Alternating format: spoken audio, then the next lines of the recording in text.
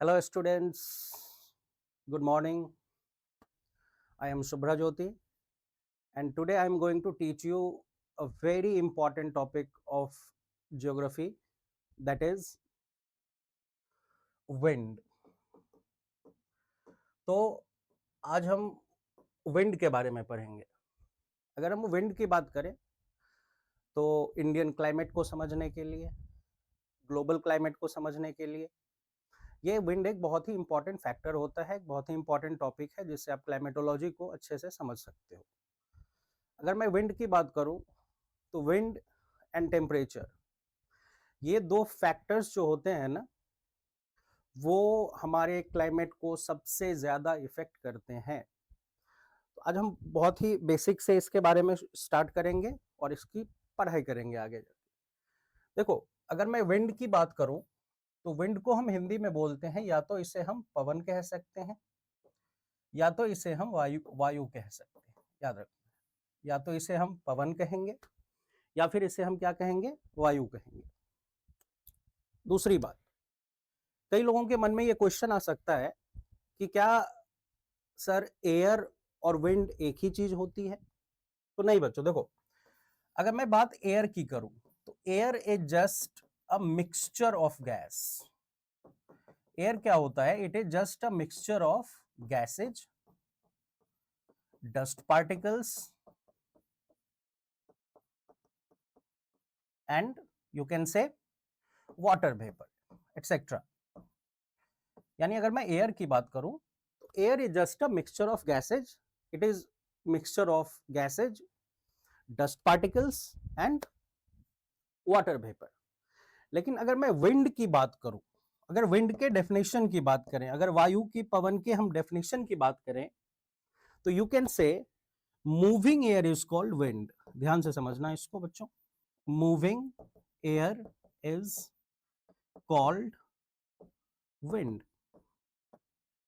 यानी गतिशील हवा को हम वायु कह सकते हैं या गतिशील हवा को हम पवन कह सकते हैं। Means air may be static but wind will always be moving. यानी पवन जो है वो हमेशा गतिशील होगी, उसमें हमेशा जो है वो क्या होगा, एक मोशन होगा, एक उसमें जो है वो मूव करेगा वो हमेशा, याद रखना। अब अगर हम बात करें मूविंग एयर, अब देखो विंड जो है, विंड दो तरीके से मूव कर सकता है। या तो विंड का मूवमेंट क्या होगा, विंड का मूवमेंट या तो वर्टिकल हो सकता है या फिर विंड का मूवमेंट जो है वो क्या हो सकता है, हॉरिजॉन्टल हो सकता है। याद रखना, यानी विंड या तो ऊपर से नीचे की तरफ मूव करेगी या फिर वो within the surface move करेगी। तो ध्यान से समझना, this is called vertical movement of wind. ये वर्टिकल मूवमेंट है पवन का। This is horizontal movement of wind. This is horizontal movement of wind. यानी this is vertical movement, this is horizontal movement. इतना समझना है एक बेसिक सी चीज कि जो वर्टिकल मूवमेंट ऑफ एयर होता है, सॉरी यहां विंड नहीं, यहां पे हम एयर लिखेंगे, यहां पे विंड नहीं, यहां पे हम एयर लिखेंगे। अब देखो एक चीज, जो वर्टिकल मूवमेंट ऑफ एयर होता है उसे हम विंड नहीं कहते हैं। Vertical movement of air is called cyclone. याद रखना है इस चीज को, vertical movement of air is called cyclone but horizontal movement of air is called wind. याद रखना, तो हम याद रखना, हम क्या कह सकते हैं, moving air is called wind means, या फिर हम ये कह सकते हैं horizontal movement of air is called wind. Horizontal movement of air, इसी चीज को हम क्या कहते हैं, विंड कहते हैं। आई थिंक आप लोगों को यहां तक समझ में आ गया होगा बेसिक जो इसका डेफिनेशन है। ठीक है, मैं एक बार फिर से रिवीजन करता हूं, आप लोगों को समझना है। अगर मैं बात करूं विंड की और एयर की तो दोनों में डिफरेंस है। Air is just a mixture of gases, mixture of water vapour and dust particles.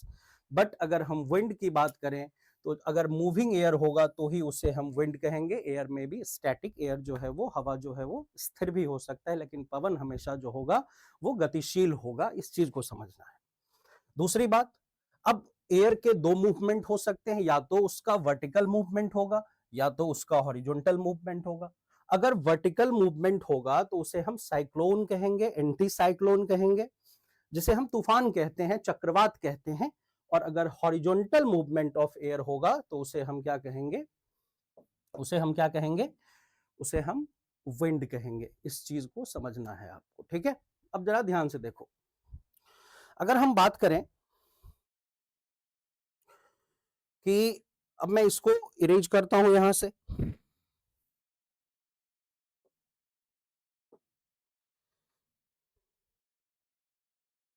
अब देखो एक चीज समझते हैं यहां पे, जो क्वेश्चंस एग्जामिनेशन में पूछे जाते हैं वो पूछे जाते हैं टाइप्स ऑफ विंड को लेकर। तो आगे जो हम अब जानेंगे वो क्या जानेंगे, वो टाइप्स ऑफ विंड जानेंगे, ठीक है। तो अगर मैं इसको मैं डिलीट करता हूं अभी, जो अगला चीज हम जानेंगे वो टाइप्स ऑफ विंड जानेंगे। देखिए, अगर हम विंड की बात करें तो wind is of three types, यानी पवन के प्रकार। यानी विंड जो होते हैं, wind is of three types. First one is your permanent wind, second one is your seasonal wind, इसे ही हम स्थायी पवन भी कहते हैं,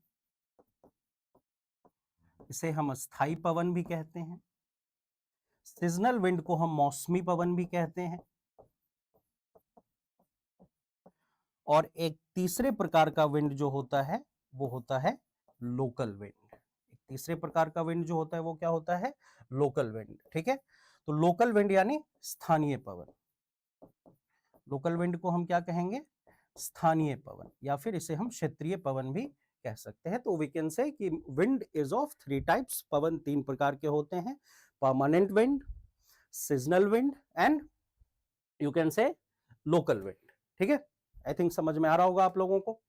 तो ठीक है, आज की क्लास में जो हम फोकस करेंगे वो परमानेंट विंड पे करेंगे। वो क्या करेंगे, परमानेंट विंड। अब देखो, परमानेंट एक होता है परमानेंट विंड, एक होता है सीजनल विंड। तो जो दोनों में थोड़ा सा पहले डिफरेंस समझते हैं। देखो, परमानेंट विंड जो होगा वो पूरे साल, पूरे ईयर जो है कोई एक पर्टिकुलर डायरेक्शन में ही ब्लो करेगा।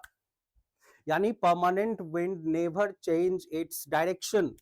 परमानेंट विंड जो होता है, जो स्थायी पवन होती है, वो कभी अपना डायरेक्शन चेंज नहीं करती।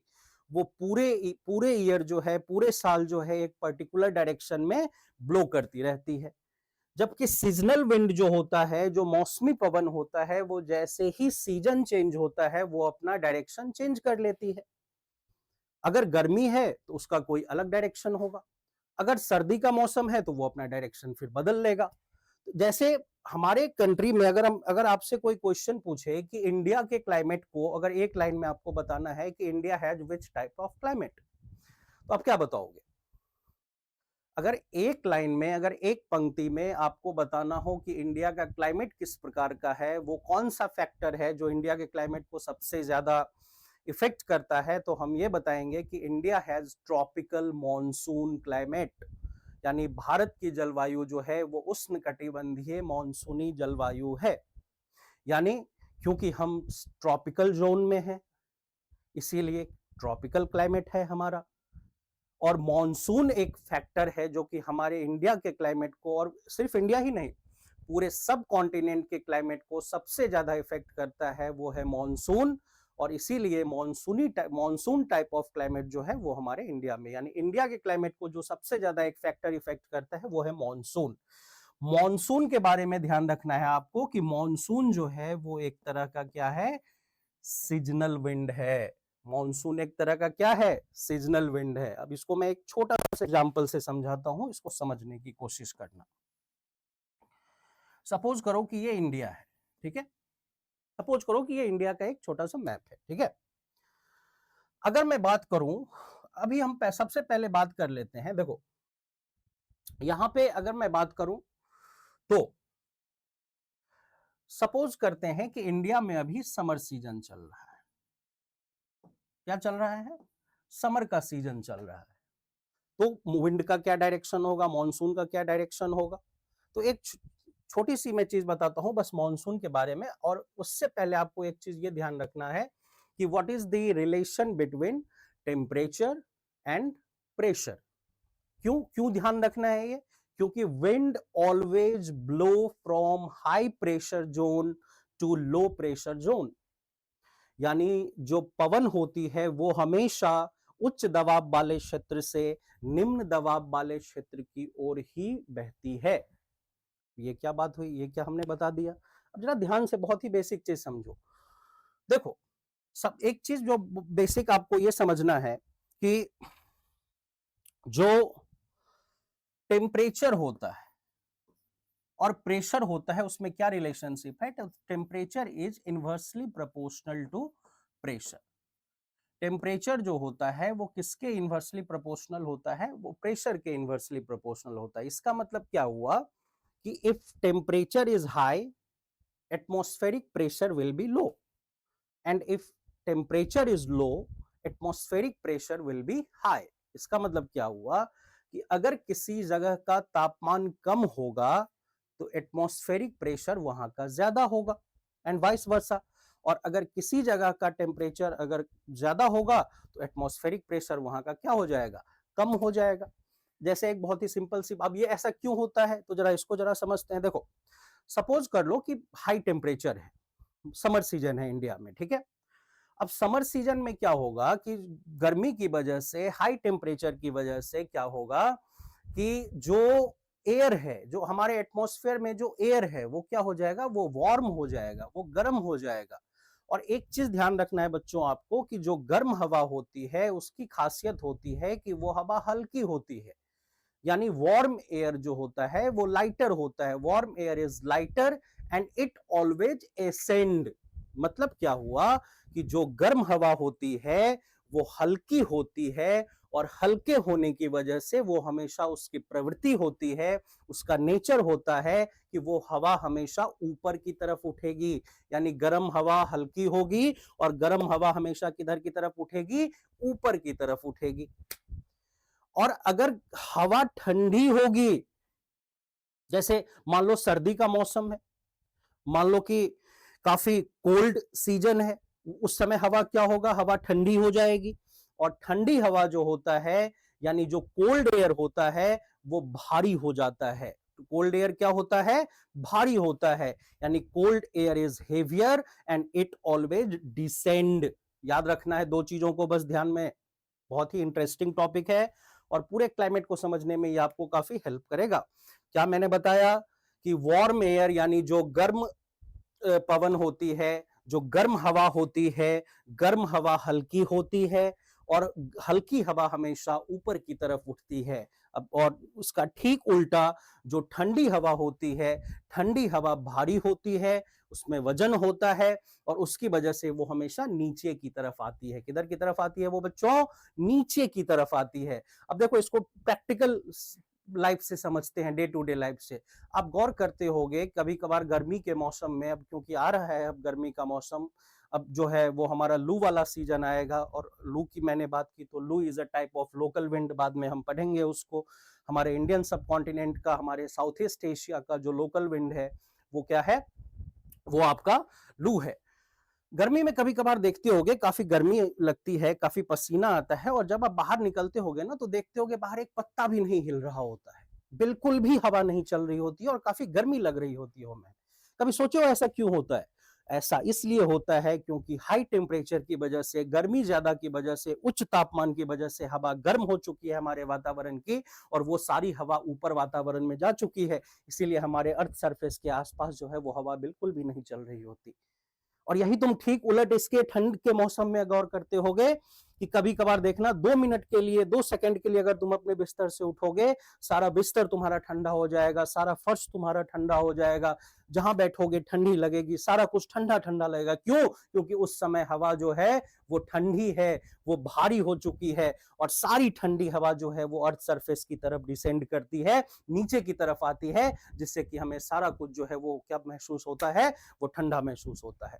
तो ये बहुत ही सिंपल सा कॉन्सेप्ट है, बस इतना ध्यान रखना है कि अगर टेम्परेचर ज्यादा होगा तो प्रेशर यानी एयर प्रेशर, एटमॉस्फेरिक प्रेशर जो होगा वो कम होगा, और अगर टेम्परेचर कम होगा तो एटमॉस्फेरिक प्रेशर यानी वायु दबाव जो है वो क्या होगा, ज्यादा होगा।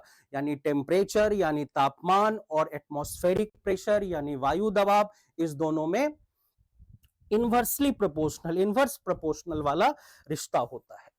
अब जरा समर सीजन की बात करते हैं, और एक चीज ध्यान रखना है आपको कि wind always blow from high pressure zone to low pressure zone, याद रखना। इसका मतलब अब यहां पे हमने इससे क्या समझा कि अगर हमारा, यहां पे मैं लिखता हूं कि अगर हमारा हाई टेम्परेचर है, अगर उच्च तापमान है, तो लो हो क्या होगा, प्रेशर। प्रेशर मतलब यहां पे एटमॉस्फेरिक प्रेशर की मैं बात कर रहा हूं, और इसी का ठीक उल्टा अगर लो टेम्परेचर होगा तो एटमॉस्फेरिक प्रेशर जो हो जाएगा वो क्या हो जाएगा, वो हाई हो जाएगा। यानी उच्च तापमान कम वायु दबाव, कम तापमान उच्च वायु दबाव।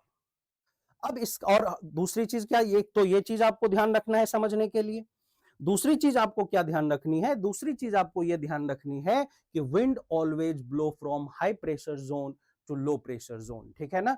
इक्विलिब्रियम, देखो हमारा जो नेचर है ना, नेचर इक्विलिब्रियम में रहना चाहता है। तो जैसे ही कहीं वैक्यूम क्रिएट होता है ना, वैसे ही हवा दौड़ती है उस वैक्यूम को भरने के लिए। इसीलिए wind always blow from high pressure region to low pressure region, ठीक है। इस दो चीजों को बस ध्यान रखना है। तो अब देखो इंडिया में मान लो समर का सीजन है, समर का अगर सीजन है तो टेम्परेचर क्या होगा, अगर समर का सीजन है तो टेम्परेचर हाई होगा, होगा कि नहीं होगा। और अगर टेम्परेचर हाई होने की वजह से जो प्रेशर होगा, जो एटमॉस्फेरिक प्रेशर होगा, वो क्या होगा, लो होगा, ठीक है।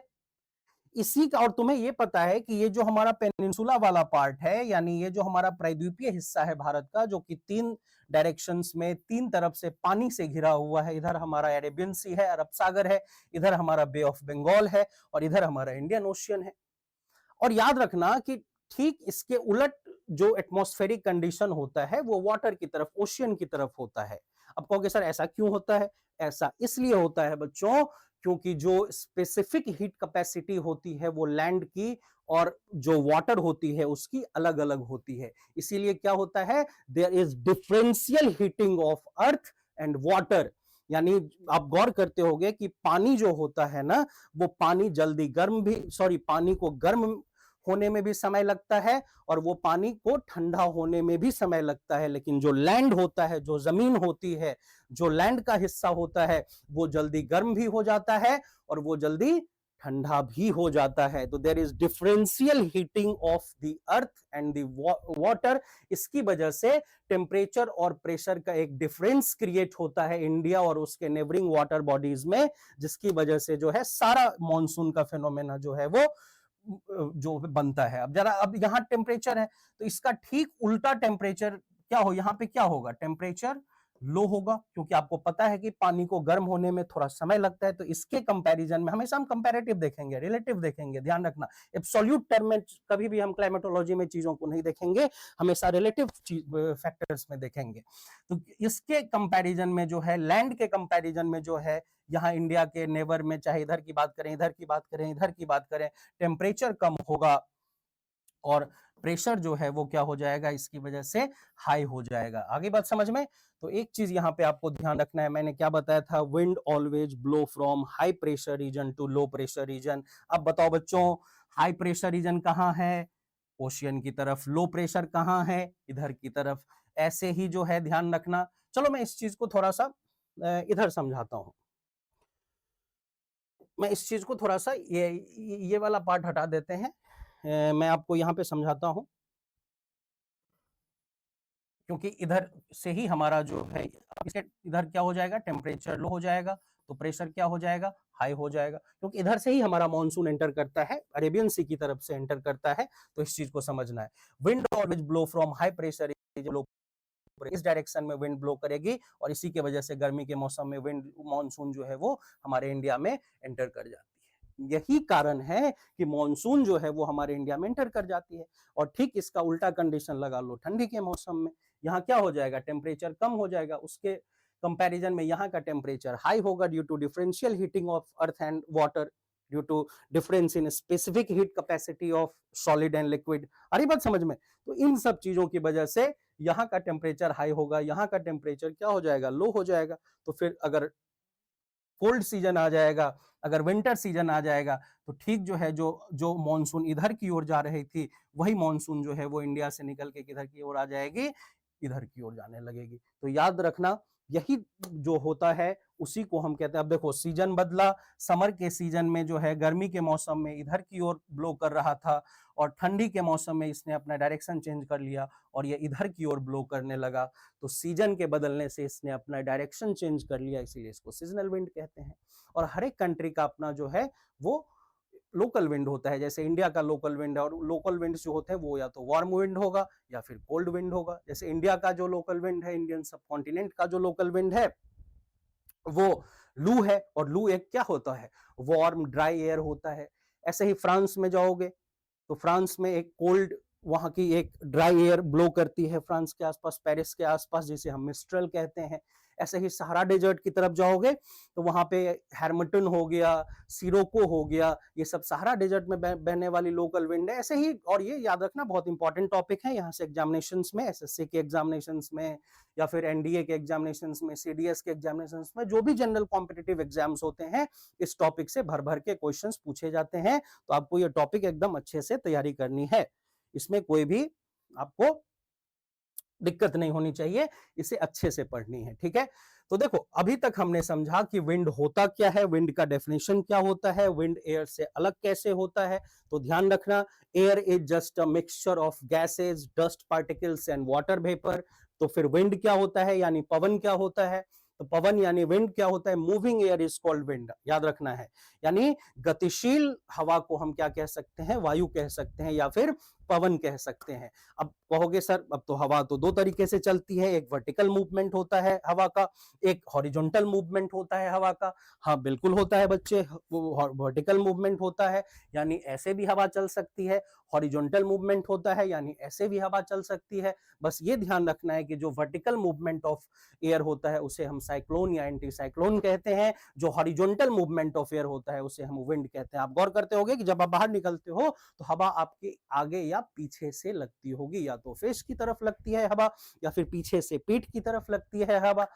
कभी देखे हो कि ये हवा ऊपर से या फिर नीचे से पैर की तरफ से लग रही है, ऐसा नहीं। लेकिन जब आप चक्रवात में फंस जाओगे, कहीं पे तूफान में फंस जाओगे, साइक्लोन में फंस जाओगे, तो इसीलिए जब भी साइक्लोन कि का डेंजर कहीं पे आता है तो वहां के से सारे लोगों को जो है वो नोटिस जारी करके सारे लोगों को गाइडलाइन देके वहां से हटा लिया जाता है, वार्निंग देके हटा लिया जाता है। क्योंकि अगर आप साइक्लोन में फंसोगे तो या तो ऊपर या नीचे से हवा लगेगी, तो आप क्या होगा, वो अगर उसमें ताकत ज्यादा होगी साइक्लोन में तो आपको वो दूर फेंक भी सकता है, अपरूट कर सकता है, चीजों को उखाड़ देता है जमीन से चीजों को साइक्लोन।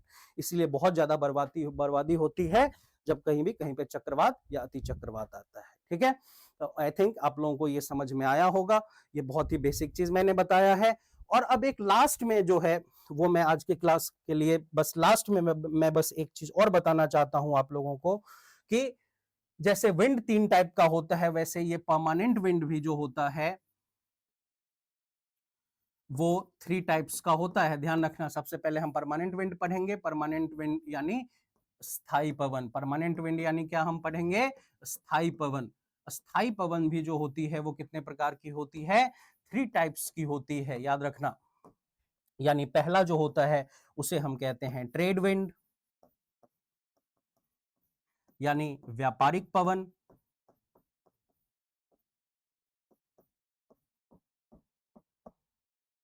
दूसरा जो होता है वो होता है वेस्टर्लीज,